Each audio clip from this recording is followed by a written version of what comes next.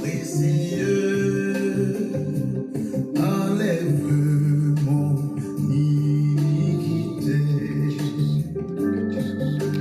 Regarde-moi du haut des cieux, dis-moi que tu m'as pardonné.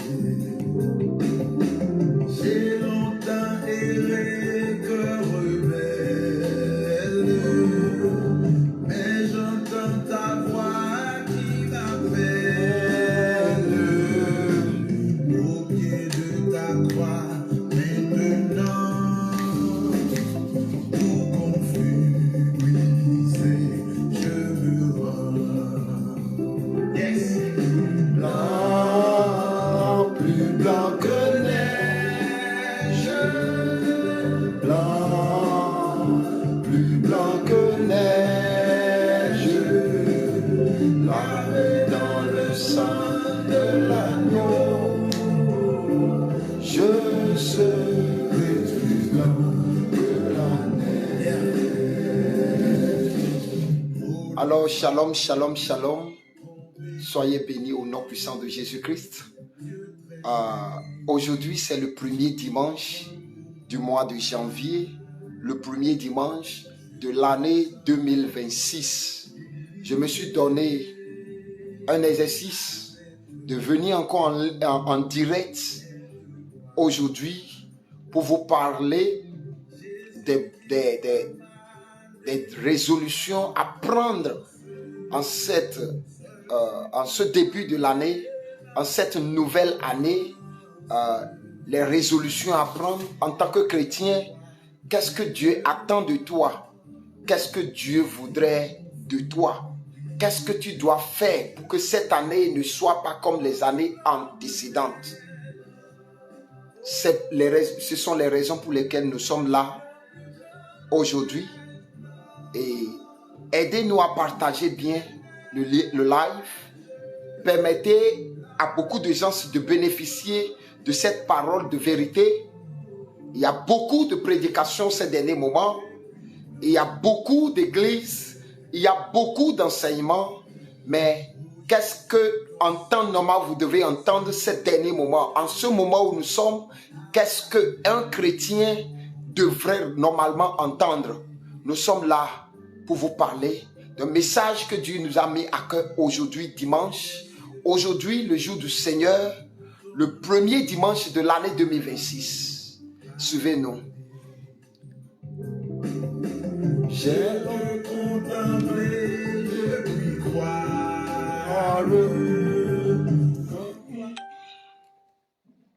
Victoire au pied de ta croix. Maintenant, je me relève triomphant. Blanc, blanc, plus blanc que neige. Blanc, plus blanc que neige. Lavé dans le sang de l'agneau, je serai plus blanc que la neige.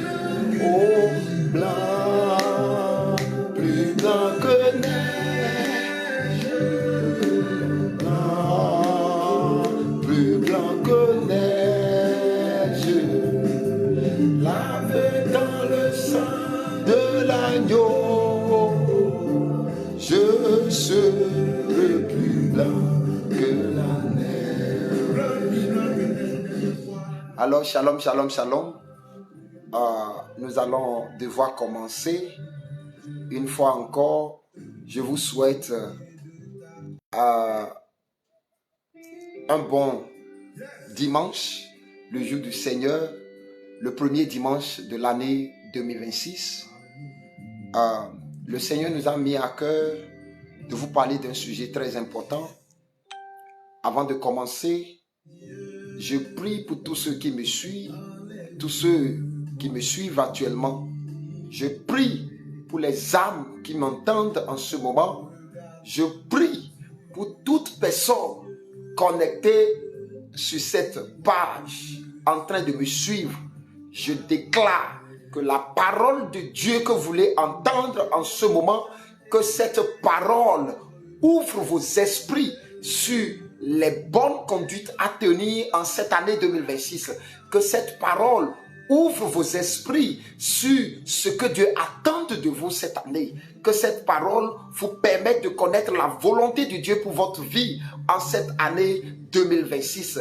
Que cette parole change quelque chose en vous. Que cette parole vous permette de faire la volonté de Dieu et vous permette de ne pas perdre en réalité la promesse de Dieu pour votre vie. Au nom puissant de Jésus-Christ, toi qui as mal posé les pas, tu t'es retrouvé là où tu ne devais pas être. Je prie que le Seigneur ouvre tes yeux et te ramène sur le chemin au nom puissant de Jésus-Christ. J'ai prié. Amen, amen, amen au nom de Jésus. Alors, je voudrais commencer l'enseignement, ce que Dieu a mis dans mon cœur, ce que Dieu m'a donné à partager avec tout le monde aujourd'hui. Je commence par le livre de Matthieu, chapitre 25, verset 6. Le livre de Matthieu, chapitre 25, verset 6. Pour ceux qui ont la Bible version française, la Bible dit dans le livre de Matthieu, chapitre 25, verset 6, il dit, au milieu de la nuit, on cria, voici l'époux allé à sa rencontre. Je répète, voici, on dit au milieu de la nuit, on cria, voici l'époux allé à sa rencontre. Je répète, au milieu de la nuit, on cria, voici l'époux allé à sa rencontre. J'ai tiré ce passage dans l'histoire de la Bible qui nous parle de 10 vierges femmes. Donc 5 sont folles et 5 sont considérées comme femmes sages. Praise the Lord. La Bible nous a fait comprendre que 5 qui sont considérées comme des femmes sages avaient gardé leur lampe, ok, avec de l'huile comme réserve. Et 5 qui sont considérées par la Bible comme des femmes folles ont gardé uniquement leur lampe, la lanterne du moins, sans de l'huile en réserve. Alors, qu'est-ce que vous devrez comprendre de cette histoire? Lorsque les 10 femmes étaient en train d'espérer l'époux, pendant que l'époux tardait, on a constaté que la lanterne de ces 10 femmes était en train d'être, peut-être de s'éteindre, parce que ça a commencé par manquer d'huile. Les 5 femmes sages qui avaient gardé de l'huile en réserve avaient décidé de compléter de l'huile, tandis que les 5 autres femmes considérées folles qui n'avaient pas gardé de l'huile en réserve commençaient par demander de l'huile auprès des autres 5 femmes qui avaient gardé de réserve. Les 4 femmes, les 5 femmes considérées folles, non sages, avaient dit qu'elles ne pouvaient pas donner aux autres. Alors, les autres 5 femmes devraient aller à la recherche de l'huile dans leur lanterne afin de maintenir leur lanterne allumée avant l'arrivée de l'époux. Écoutez très bien, qu'est-ce qui est caché derrière cette histoire?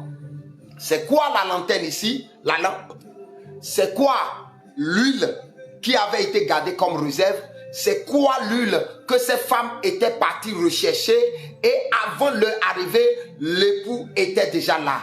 Et l'époux était rentré uniquement avec les 5 femmes qui sont considérées comme sages, qui avaient gardé de l'huile comme réserve. Ici, la lanterne est considérée comme la parole de Dieu. La lampe est considérée comme la parole de Dieu. L'huile qui avait été gardée comme réserve est considérée comme le Saint-Esprit de Dieu. Praise the Lord. L'huile qui avait été gardée comme réserve est considérée comme le Saint-Esprit de Dieu. Alors, Dans les églises aujourd'hui, les 10 femmes vierges sont considérées comme les chrétiens, l'assemblée de Dieu. Et ce qui maintient une église debout, c'est l'Esprit de Dieu. Ce qui maintient une église debout, ce qui fait que l'église est en préparation pour l'arrivée de Jésus-Christ, qui est considéré comme l'époux dans ce parabole. Il faut dire que c'est le Saint-Esprit de Dieu. Lorsqu'une église manque le Saint-Esprit de Dieu, la lampe de cette église va s'éteindre. Et comme ça, les ténèbres prendront la place. De cette manière, quand Jésus-Christ viendra, Jésus-Christ qui est considéré comme l'époux, Jésus-Christ ne pourrait pas partir avec cette église. Suivez-moi très bien. Praise the Lord. Lisons rapidement le livre de 2 Pierre, chapitre 3, verset 8. Le livre de 2 Pierre, chapitre 3, verset 8. La Bible dit, mais il est une chose, bien-aimée, que vous ne devez pas ignorer. Je répète, mais qu'il est une chose, il est une chose bien-aimée que vous ne devez pas ignorer, c'est que devant le Seigneur, un jour est comme 1000 ans, et 1000 ans sont comme un jour. Praise the Lord. Devant le Seigneur, on dit, un jour devant Dieu, c'est comme 1000 ans sur la terre. Vous comprenez? Alors, peu importe le temps que tu as fait sur la terre, tu as 30 ans, tu as 50 ans, tu as 100 ans, tu n'as même pas encore fait une seconde devant Dieu.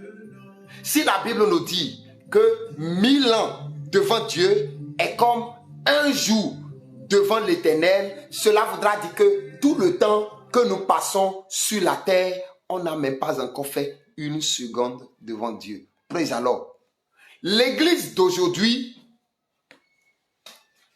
quelle est la raison, quelles sont les raisons pour lesquelles Jésus-Christ avait mis l'église en place? Au fait, quand Jésus-Christ était reparti, les apôtres, les disciples de Jésus-Christ s'étaient réunis pour mettre l'église en place. Dans quel objectif? C'est pour préparer en réalité des gens pour l'avènement de Jésus-Christ. Les 10 femmes vierges qui étaient allées à la rencontre de l'époux, qui est considéré comme Jésus, elles avaient la lanterne, qui est considérée comme la parole de Dieu. Donc, l'église a la parole de Dieu. Tout ce qu'on vous enseigne à l'église, la parole de Dieu, la Bible qu'on vous enseigne à l'église, c'est la parole de Dieu. Nous avons tous la parole de Dieu. Personne n'est sur la terre qui peut me dire qu'elle n'a jamais entendu parler d'un propos de la Bible ou bien d'un passage de la Bible. Donc, nous avons tous la parole de Dieu, mais qu'est-ce qui avait manqué aux 5 femmes considérées comme folles? On avait dit que ça leur manquait de l'huile. L'huile a fait qu'elles ne pouvaient pas bénéficier de leur lanterne. Lorsque l'époux était venu, l'époux était obligé de rentrer uniquement avec les 5 femmes sages qui avaient leur lampe allumée avec de l'huile de réserve. Alors, pour qu'une église soit toujours debout, pour qu'une église, une assemblée de Dieu soit toujours en préparation pour l'avènement du Christ, il faut ce qu'on appelle l'huile et il faut ce qu'on appelle l'Esprit de Dieu. Sans l'Esprit de Dieu, aucune église n'est église de Dieu. Sans l'Esprit, le Saint-Esprit de Dieu, sans le Saint-Esprit de Dieu, il n'y a pas la possibilité de faire la volonté de Dieu. La Bible nous a dit que ceux qui ont l'Esprit de Dieu sont appelés à être fils de Dieu. Praise alors. Ceux qui ont l'Esprit de Dieu sont appelés à être fils de Dieu. Donc, si tu vas à l'église et tu n'as pas l'Esprit de Dieu, va commencer par prier Dieu. Va commencer par chercher la face de Dieu pour avoir l'Esprit de Dieu. Parce que seul l'Esprit de Dieu peut t'amener à faire la volonté de Dieu. Seul l'Esprit de Dieu peut te permettre de ne pas faire la volonté du diable. Seul l'Esprit de Dieu pourra te stimuler à être chaque fois en présence de Dieu. Praise the Lord. Alors, nous avons constaté aujourd'hui que tout chrétien qui va à l'église a toujours comme dessein, a toujours comme projet, a toujours comme rêve de partir avec Jésus-Christ lorsque Jésus-Christ vient. Je dis le chrétien qui va à l'église. Aujourd'hui, c'est le dimanche, le premier dimanche. Pourquoi je suis en train de prêcher ceci? Le Seigneur m'a mis ça à cœur parce que beaucoup d'églises aujourd'hui font de culte. Ils disent le culte du Saint-Esprit, le culte du dimanche, culte Holy Ghost, Holy Spirit, service, le culte du Saint-Esprit de Dieu, le culte de bénédiction, tout ça là. C'est juste pour vous faire savoir que l'église de Dieu, de Jésus-Christ, manque aujourd'hui l'huile. L'huile dont nous parlons, je ne parle pas de l'huile d'onction. Je parle de l'huile qui devrait rester dans notre lanterne. C'est-à-dire le Saint-Esprit qui devrait nous maintenir dans la parole de Dieu. Nous avons manqué ça aujourd'hui. Et nos lampes sont en train de se teindre. Et il n'y a pas eu de l'huile pour pouvoir renouer, pour pouvoir réallumer ces lampes. Notre lanterne. Beaucoup de chrétiens aujourd'hui vont à l'église. Ils veulent partir avec Jésus-Christ, mais ils n'ont pas ce qui devrait les amener à aller avec Jésus-Christ. Et les églises aujourd'hui ont perdu, ces églises ont perdu la connexion avec l'auteur de l'église qui est Jésus-Christ. Mais les pasteurs ne se gênent même plus à avoir encore cette connexion. On cherche uniquement ce que les membres veulent, ce qui plaît aux membres. Qu'est-ce qui plaît aux membres aujourd'hui? La bénédiction, la percée, la gloire, prophétie, vision. C'est ce qui plaît aux membres aujourd'hui. Vision, prophétie. Une église dont on ne prophétise pas aujourd'hui, cette église n'est pas bien vue. Une église dans laquelle le pasteur ne prophétise pas. Ce qui est bizarre, même quand les pasteurs prophétisent aussi, ils vont encore appeler des membres pour venir témoigner si leur prophétie est réelle ou pas. Imagine, je t'appelle devant, le Seigneur me montre quelque chose. Je commence par dire, power, power, power. Je commence par dire que je prophétise, que je prophétise, que je prophétise. Alors, le Seigneur me met à cœur que tu as une grande mère quelque part qui est en train de te faire ci, qui est en train de... Ils trouvent des prophéties, ils demandent encore si c'est vrai. Quand la victime dit oui c'est vrai, on dit acclamez pour ma prophétie. Hey, le Seigneur est ici, le Seigneur est ça. On a la célébration des dons, des talents à l'église. On n'a plus la célébration de Dieu. Il n'y a plus le Saint-Esprit qui nous guide. Les pasteurs ne cherchent plus à connaître quelle est la volonté de Dieu pour un dimanche, pour un culte. Qu'est-ce que Dieu voudrait que vous prêchiez? Qu'est-ce que Dieu voudrait que vous prêchiez? Vous ne demandez plus l'instruction de la part de Dieu. Tout ce qu'on connaît, c'est que ce que je dirais pour que les membres de l'église soient motivés afin qu'on puisse m'envoyer de l'offrande, afin qu'on puisse remplir ma poche avec de dîmes. Nous sommes à la fin, nous sommes au début de l'année. Les pasteurs, beaucoup de pasteurs aujourd'hui se sont focalisés sur ce qu'on appelle first fruit, c'est-à-dire le premier fruit de l'année. Comment leurs membres vont prendre du salaire et ne rien bouffer dedans et leur envoyer ça dans leur compte. On est focalisé sur ça aujourd'hui. On ne cherche plus à leur prêcher ce que l'église manque, ce que les gens se manquent. Qu'est-ce que beaucoup de gens se manquent aujourd'hui? Les gens se manquent le Saint-Esprit de Dieu. Et la Bible nous a dit, seuls ceux qui ont l'Esprit de Dieu sont appelés à être enfants de Dieu.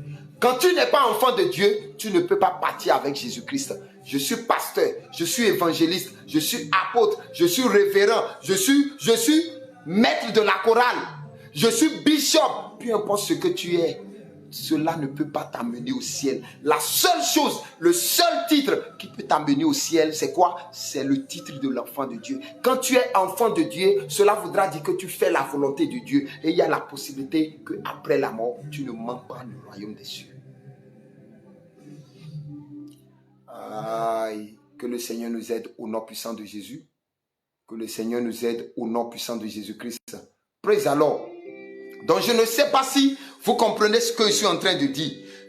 Donc, l'arrivée de Jésus-Christ, pour qu'en réalité l'église puisse partir avec Jésus, l'église a besoin de l'huile dans sa lanterne. l'huile représente, tel que je suis en train de dire, l'huile représente le Saint-Esprit de Dieu. Dans les églises aujourd'hui, on ne cherche plus à connaître la volonté de Dieu avant de faire quoi que ce soit. Cela voudra dire que le Saint-Esprit de Dieu n'est plus là. L'église d'aujourd'hui qui ne fait que se baser sur dîme, offrande, dîme, offrande, dîme, offrande. On ne te prêche plus autre chose que de s'aimer dans l'église et tu vas récolter en abondance. Cette église ne prépare pas les gens pour le royaume des cieux. L'église qui ne t'enseigne pas comment est-ce que tu peux tisser une grande relation avec Dieu pour que demain si tu meurs, pour que tu ne puisses pas regretter ta venue sur la terre. L'église là n'est pas de Dieu.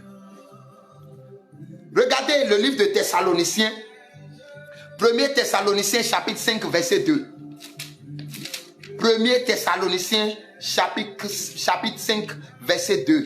Lisons ensemble s'il vous plaît. Si vous êtes là, lisons ensemble. Je suis en train de lire la Bible, la parole de Dieu que vos pasteurs, vos pères spirituels gardent. C'est la parole de Dieu que je suis en train de lire. 1er Thessaloniciens chapitre 5 verset 2. Qu'est-ce que la Bible a dit?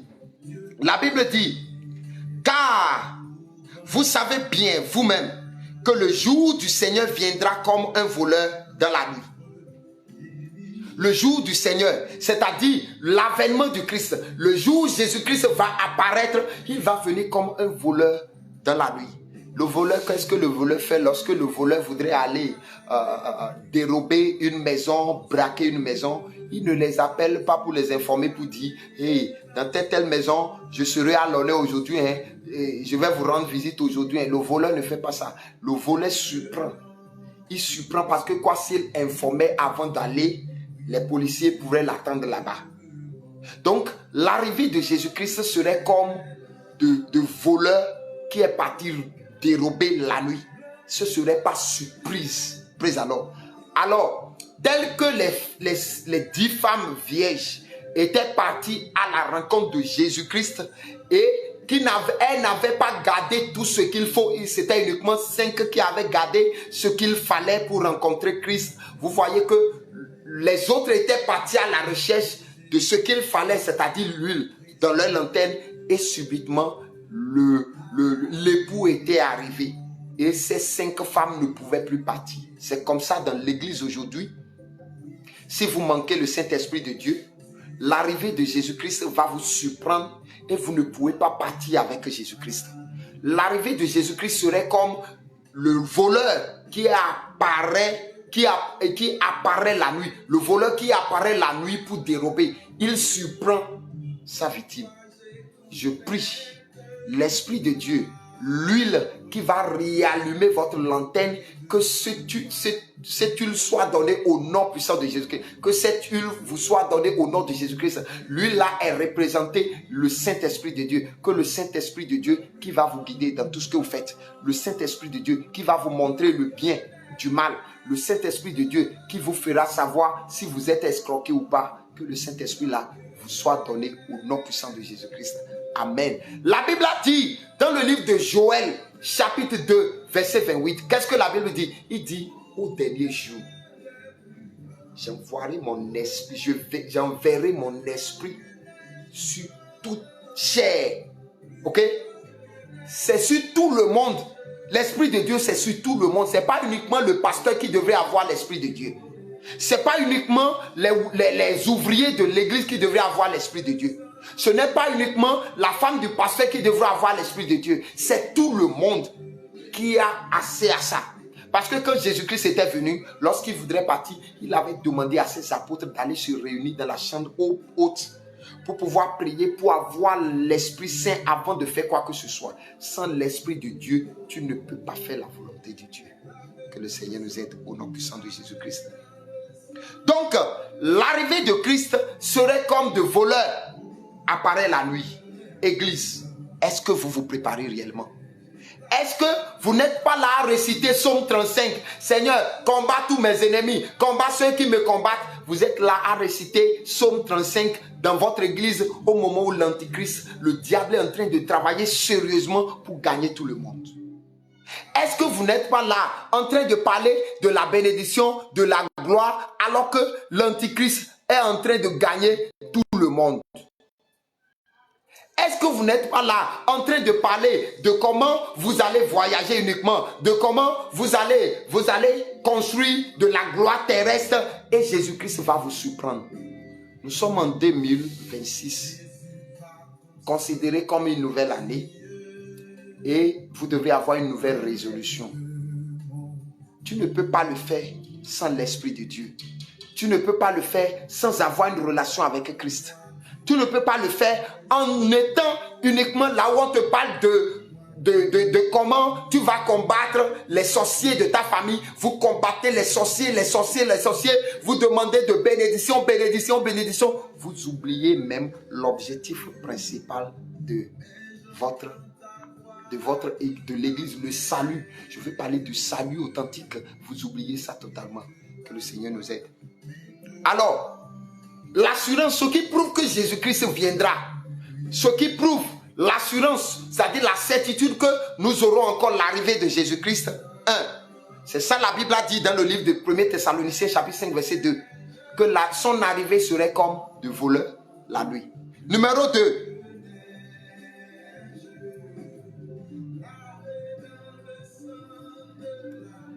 Au moins nous pouvons savoir que il avait été promis que Jésus-Christ allait mourir et se ressusciter 3 jours après. Ça s'est passé. Il est reparti. Même avant sa naissance, beaucoup de livres, Daniel, Ésaïe, avaient déjà prophétisé à propos de l'arrivée de Jésus-Christ, à propos de sa mort, à propos de sa résurrection. Et des livres également avaient prophétisé à propos de son retour. Vous devrez savoir que peu importe ce que vous faites sur la terre, peu importe ce que vous faites dans votre église, peu importe ce que vous faites en tant que chrétien, si vous ne vous préparez pas pour l'arrivée de Jésus-Christ, pour le retour de Jésus-Christ, vous ne faites pas la volonté de Dieu. Que le Seigneur nous aide au nom de Jésus-Christ. Praise the Lord. Avant son arrivée, il y aura des choses qui vont se passer. Et ça a commencé par se passer. Vous pouvez voir partout aujourd'hui. Je dis avant le retour de Jésus-Christ, il y a beaucoup de choses qui vont se passer. J'aurais aimé que nous lisons le livre de Matthieu chapitre 20. Le livre de Matthieu chapitre 20, la Bible nous dit quelque chose là. Matthieu chapitre 20 verset 16. Qu'est-ce que la Bible dit? La Bible dit, ainsi les derniers seront les premiers et les premiers seront les derniers. Les derniers, c'est-à-dire à l'avènement de Christ, dès que Jésus-Christ serait là, les derniers seront les premiers seront les derniers. Comment? Toi, qui te dis que tu es né dans l'église, ton père, il est chrétien fervent, il est pasteur, il est ci, il est ça, on t'a élevé dans l'église, tu connais tout ce qu'il faut dans l'église, mais tu n'arrives pas à respecter quoi que ce soit dans ce que tu connais. Tu seras le dernier le jour de l'avènement de Christ. Toi, pasteur, tu connais la vérité, mais tu fais économie de la vérité. Ta Bible, il y a tout dans ta Bible, mais tu essaies de chercher les endroits qui te plaisent, les passages de la Bible qui vont te rapporter de l'argent, les passages de la Bible qui vont te donner réellement de jet privé, qui vont te donner une vie paisible que tu veux. Toi, tu seras comme dernier le jour de l'avènement du Christ. Vous voyez ce qui arrive. Je vais essayer de vous dire ceci, pour que vous puissiez savoir qu'on n'est vraiment pas les mêmes. Lorsqu'un pasteur est appelé, il a été appelé par Jésus-Christ. Il y a un mandat qui lui avait été donné. Il y a une mission qui lui avait été assignée. Il commence bien. Mais derrière cette mission, excusez-moi, derrière cette mission,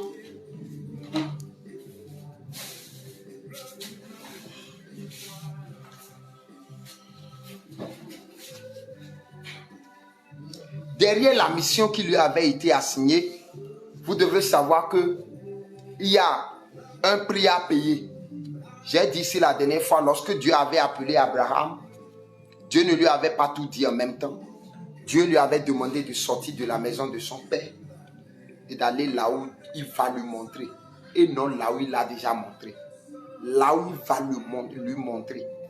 Cela voudra dire que lorsque Dieu t'appelle, il y a ta mission, mais il ne pourra pas te dire, il ne va pas te dire exactement, c'est-à-dire la grandeur de là où il va t'amener, ou bien tout ce qui est, c'est-à-dire là où il veut t'amener, là, il ne va pas tout te dire, mais il attend que tu obéisses d'abord.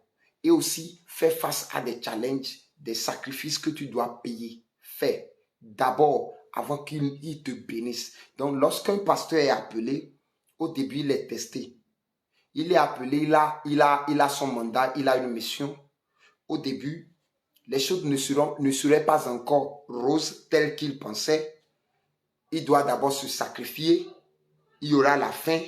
Les gens vont l'humilier. Les gens vont le traiter de tous les noms. Les gens vont même essayer de le décourager. Les gens vont lui faire savoir qu'il est fainéant. C'est pourquoi il est parti prendre le micro pour dire qu'il est pasteur. Mais derrière tout ça, il y a une opportunité cachée. C'est quoi l'opportunité? L'opportunité, c'est que le Seigneur voudrait que tu passes par là d'abord avant que la gloire ne vienne. Parce que quand la gloire vient subitement, tu peux ne pas pouvoir gérer ça comme il faut. Donc, lorsqu'un pasteur est appelé, au début de leurs épreuves, des épreuves qu'ils doivent traverser, beaucoup n'ont plus ce qu'on appelle la patience. Du coup, l'Esprit de Dieu commence avec eux au début. Mais au fur et à mesure qu'ils n'arrivent plus à avoir la patience par rapport à tout ce qu'ils traversent, ils laissent de côté l'Esprit de Dieu. Ils vont maintenant chercher l'esprit du diable. Ils vont maintenant chercher une aide de la part du diable pour pouvoir booster leur église, booster leur richesse. C'est-à-dire, ils veulent être pressés plus que Dieu qui les a appelés. Et c'est ce que nous observons partout aujourd'hui. C'est ce que nous observons partout aujourd'hui. Un pasteur qui a bien commencé, l'Esprit de Dieu est en train de l'utiliser, il fait pas mal de choses, mais parce que l'argent ne venait pas comme il faut, parce que quand tu dis la vérité, les gens te détestent.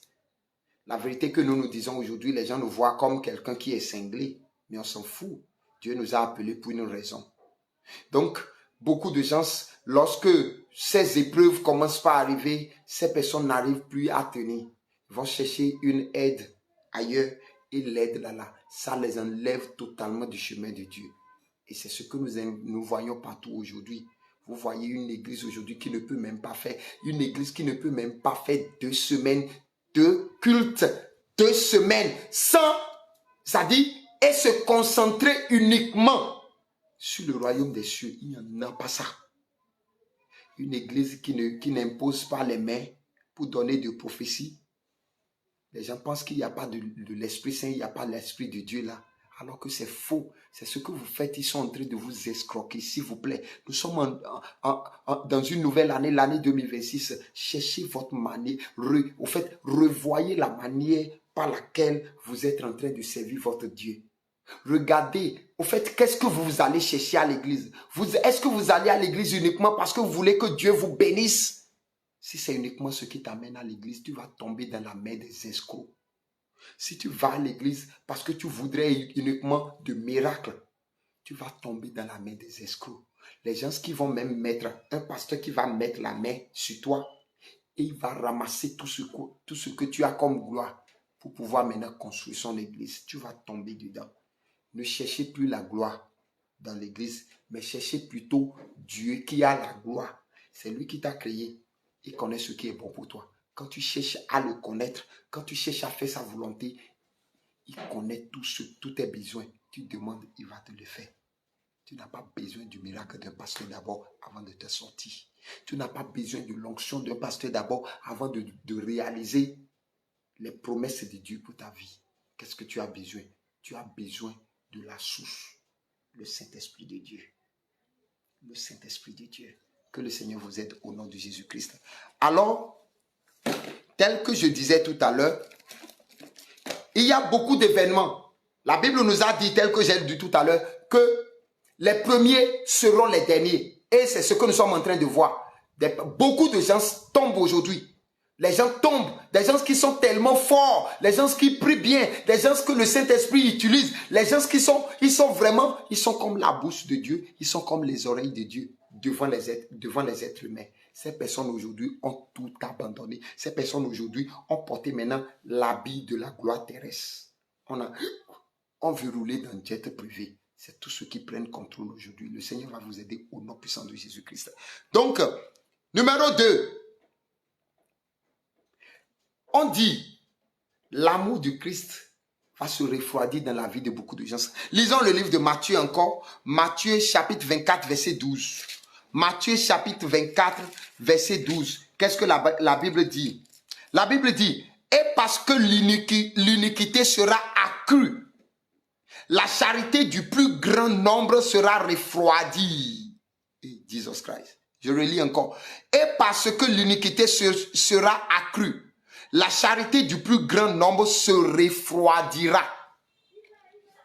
C'est-à-dire, ce sont des événements que nous sommes en train d'observer à la fin des temps. La Bible nous a dit, en ce moment où nous sommes, l'iniquité serait accrue. C'est-à-dire, la méchanceté serait de très grande. Les gens, et c'est ce qui se passe. Il y a trop de méchanceté aujourd'hui. Et ce qui est bizarre encore, ces méchancetés sont la plupart retrouvées dans l'église aujourd'hui. L'église qui est censée être modèle. Anglais appelle ça role model. L'église qui est censée être le modèle pour des gens. Quand le monde est en train de te pourchasser, l'église devait t'accueillir à bras ouverts et te réformer, te donner les caractères, les principes de Dieu afin que tu ne rates pas ton éternité. L'église qui est censée te donner le salut, c'est l'église là qui te donne aujourd'hui ce qui te pousse encore dans le monde. La Bible a dit, à la fin, tel que nous sommes, les méchancetés seront accrues. Et l'amour de Christ va commencer par diminuer en la personne. Est-ce que ce n'est pas le cas chez toi? Est-ce que ce n'est pas le cas? L'église dans laquelle tu vas, et vous ne faites que danser, chanter, alléluia, témoignage. Il y a même des églises. Je dis qu'il y a même, il y en a. Dans leur culte du dimanche là, si c'est 4 heures, ils veulent faire, ils vont prendre 2 heures pour témoigner. C'est rien que témoignage. Testimony time. Le temps de témoignage.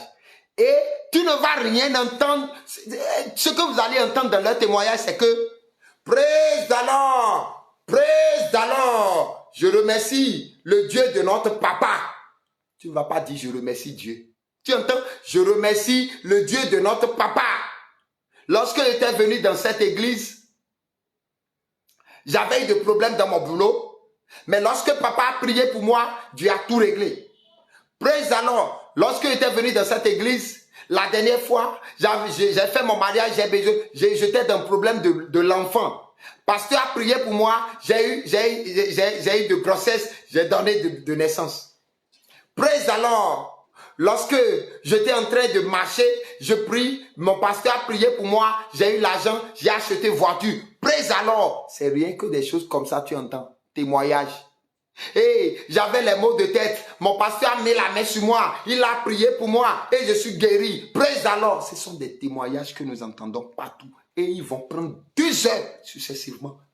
Tu ne vas jamais entendre praise the Lord. Lorsque je n'étais pas encore dans cette église, ma vie ne plaisait pas à Dieu. Je vivais dans le péché. Je vivais une vie qui ne plaisait pas à Dieu. Mais lorsque je suis venu, l'enseignement de papa, à travers l'enseignement de Dieu dans la vie de notre papa, ou bien à travers ce que notre pasteur nous enseigne, aujourd'hui, je suis né de nouveau. Aujourd'hui, je peux dire que mon âme est sauvée. Aujourd'hui, je vois la main de Jésus-Christ dans ma vie. Aujourd'hui, ma vie de prière a changé. Aujourd'hui, la manière dont je prie a changé. Tu ne vas pas entendre ça. Tout ce que tu vas entendre, c'est que l'argent est rentré dans ma banque. J'ai obtenu mon visa. J'ai eu le papier de résidence. J'ai acheté terrain. Dieu m'a aidé. C'est ce qu'on entend. C'est rien que ce témoignage on entend dans l'église aujourd'hui. Quand est-ce que vous allez finir avec ça? Je dis bien, quand est-ce que vous allez finir avec ça? Jésus-Christ n'est pas content et il pleure chaque jour. Il pleure chaque jour. L'église qui ne fait que se baser sur témoignage de ce qu'il a prié, le pasteur a prié pour moi, tout ceci. Vous vous basez, vous prenez 2 heures du temps pour donner du témoignage. Le reste du temps même, qu'est-ce que vous faites avec? Le reste du temps, c'est pour se mettre debout encore devant les membres pour dire prophétie. Prophétie. C'est pour parler de bénédiction d'Abraham. C'est pour parler de comment Dieu a béni Joseph. Vous n'allez jamais, vous ne prêchez plus même Apocalypse. Là où la Bible dit, dans l'Apocalypse, que si tu fais ci, si tu fais ça, tu vas finir dans le feu de l'enfer. Ils ne vont pas te prêcher ça, parce que eux aussi, leur vie n'est même pas normale devant Dieu. Leur vie aussi ne plaisait pas, ça ne plaît pas à Dieu. Nous sommes dans la nouvelle année. Mais est-ce que c'est comme ça que vous allez continuer? Quand je sors pour faire les prédications aux gens, pour évangéliser aux gens, ce que j'entends dehors, ça me décourage. C'est le pasteur qui prend la femme d'autrui aujourd'hui. C'est le pasteur à qui on a dit, pasteur, je te fais confiance, garde-moi 1 million, je vais en voyage, dès que je serai de retour, c'est ça que je vais utiliser pour construire. Ou bien, pasteur, je suis en voyage, s'il vous plaît, je cherche quelqu'un de confiance à qui je peux envoyer 500 000. Dès que je serai au pays, je vais utiliser l'argent là pour pouvoir acheter un petit terrain quelque part. Ce que tu vas entendre, ce serait de mauvaises nouvelles. Le pasteur va prendre l'argent, il va utiliser ça, il va encore aller faire gris-gris contre la personne qui lui a donné de l'argent. Soit rendre fou la personne, rendre folle du moins la personne, ou bien envoyer du sort de maladie à cette personne pour que la personne ne se souvienne même plus de son argent. C'est ce que le pasteur fait aujourd'hui. Pasteur, ces derniers moments, dans ma maison, il y a eu de problèmes, j'ai besoin de la main de Christ. La meilleure des choses que le pasteur pourra dire, on va faire veiller de prier ensemble. Venez dans mon bureau, venez à l'église. Arrivez à l'église, tu ne verras personne. Ce serait le pasteur et la femme d'autrui uniquement. C'est ce que nous voyons partout aujourd'hui. Mais excusez-moi, la Bible aussi nous a dit que en ces derniers temps, les faux prophètes seront dehors. Ne permettez pas ce qu'on vous escroque encore. On ne doit plus vous manipuler. Le Seigneur va vous aider. À la fin que nous sommes, numéro 3, la Bible dit, beaucoup de gens seront en train de somnoler. Ils disent qu'ils sont dans l'église, mais ils ne sont pas éveillés. Le feu de la prière n'est plus en beaucoup de gens aujourd'hui. La passion pour prêcher la parole de Dieu, il n'y en a plus aujourd'hui. Mais si c'est la passion pour pouvoir parler, de, voilà, la passion pour parler de cette année, voilà, tu dois entrer dans ta gloire. Cette année, tu dois entrer dans ta gloire. Dieu doit te bénir. Les projets de Dieu dans ta vie doivent... C'est cette passion que nous avons. Mais cette année, tu dois faire la volonté de Dieu.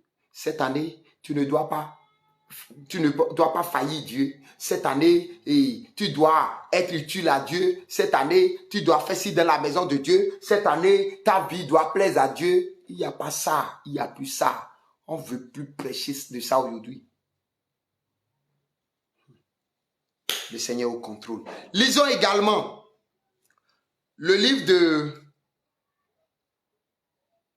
2 Thessaloniciens chapitre 2 verset 3. 2 Thessaloniciens chapitre 2 verset 3. La Bible dit que personne ne vous séduise d'aucune manière.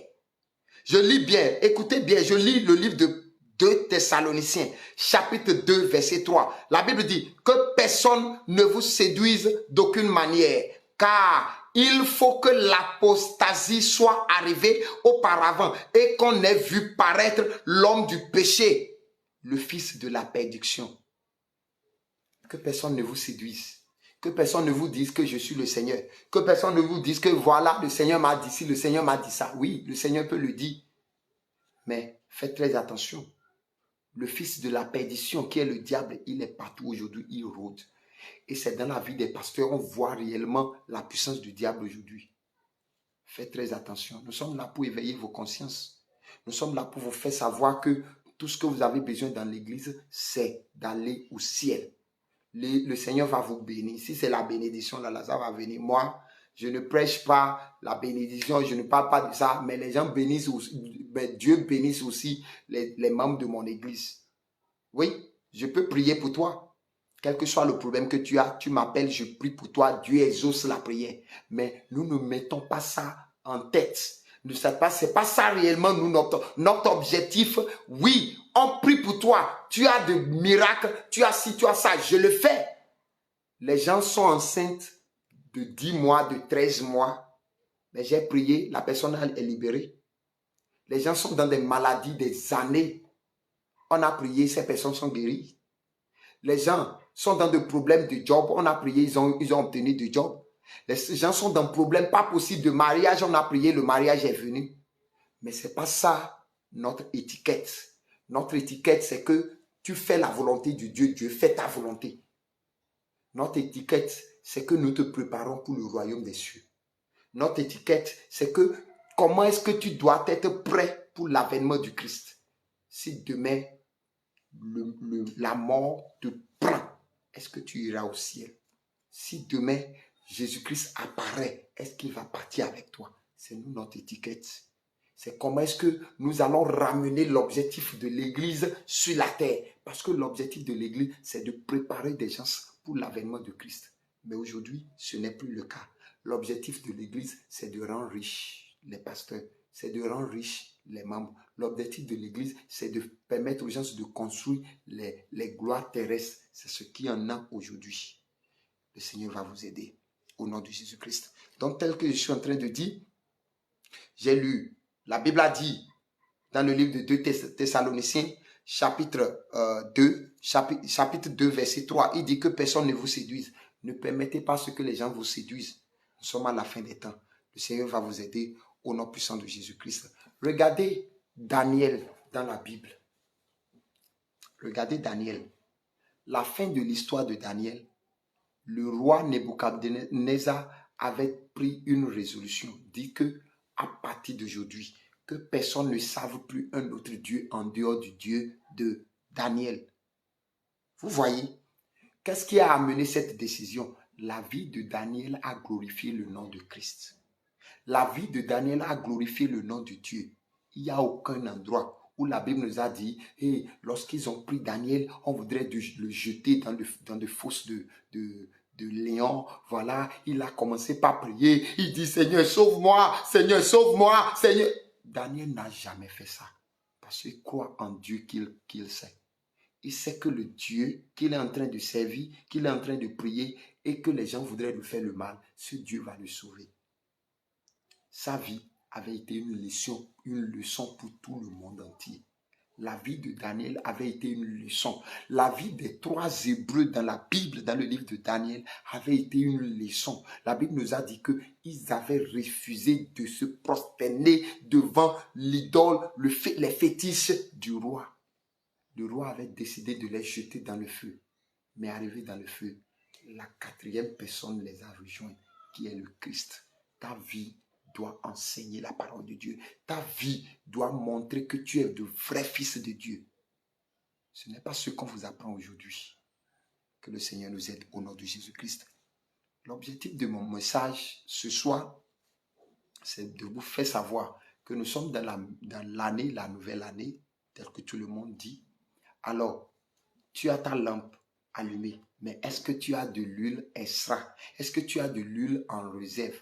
Est-ce que la parole de Dieu que tu entends, est-ce qu'il y a le Saint-Esprit en toi pour pouvoir te permettre de mettre en pratique cette parole? Parce que quand tu as la parole de Dieu et qu'il n'y a pas le Saint-Esprit pour l'accompagner, tu ne pourras pas faire la volonté. Tu ne pourras pas marcher selon cette parole.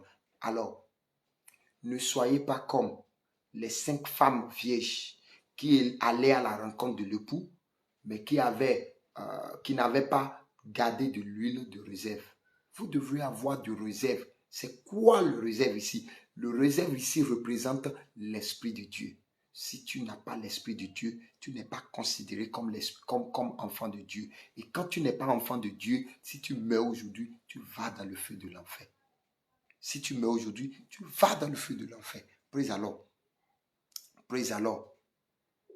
La Bible dit, dans le livre de, toujours 2 Thessaloniciens, chapitre 2, verset 11. Regardons ce que la Bible a dit.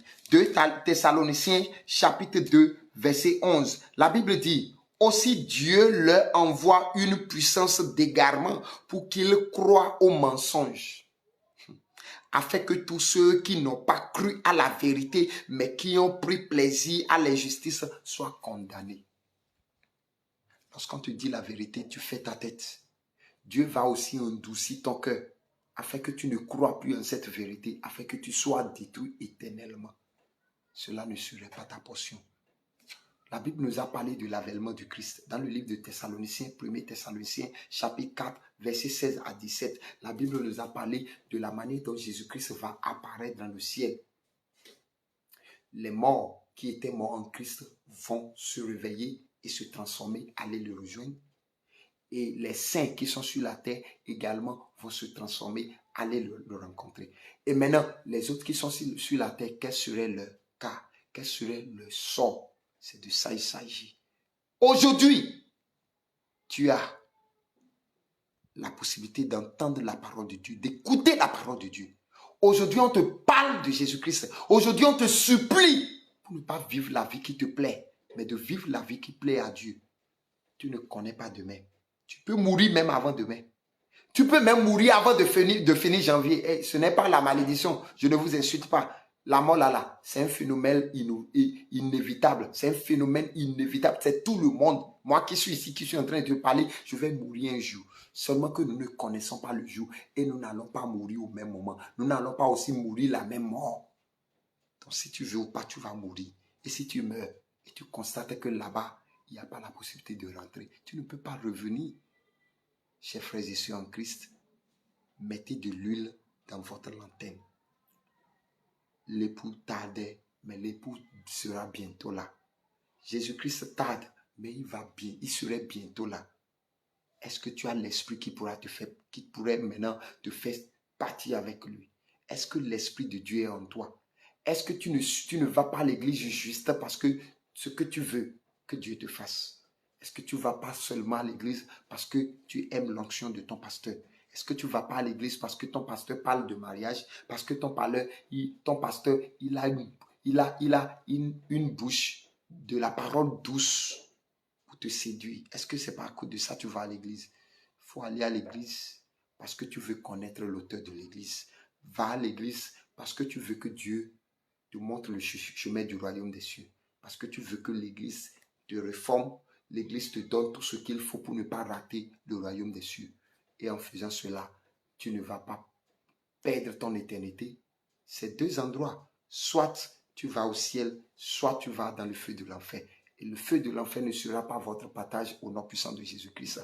Ayez de l'huile, réserve dans votre lanterne. N'allez pas, ne permettez pas ce que le Seigneur Jésus-Christ revienne et vous voit dans votre condition. Dans cette condition, cette année, évitez le péché. Faites quelque chose pour plaire à Dieu. Faites quelque chose pour attirer l'attention de Dieu dans votre vie. Joseph a fait quelque chose pour attirer l'attention de Dieu avant d'obtenir la bénédiction qu'il a eue. Abraham a fait quelque chose pour attirer l'attention de Dieu avant d'obtenir sa promesse. Qu'est-ce que toi tu es en train de faire pour que la promesse de Dieu se réalise dans ta vie? Il faut changer. Le Seigneur est avec toi. Il t'aime. Jésus-Christ t'aime. Il ne veut pas que tu périsses de cette manière. Jésus-Christ ne veut pas que tu finisses dans le feu de l'enfer. Jésus-Christ ne voudrait pas que tu finisses comme ça, tel que tu es actuellement. Il peut tout changer. Du coup, il peut tout changer. Tout ce qu'il a besoin de toi, c'est de le prendre comme le sauveur personnel. C'est de faire sa volonté. C'est de marcher selon ses principes. Il a dit, celui qui fait la volonté de mon Père fait également. Celui qui fait ma volonté fait la volonté de mon Père. C'est ce qu'il a dit.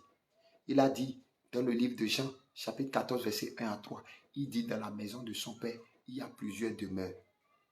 Il s'en va pour nous préparer une place.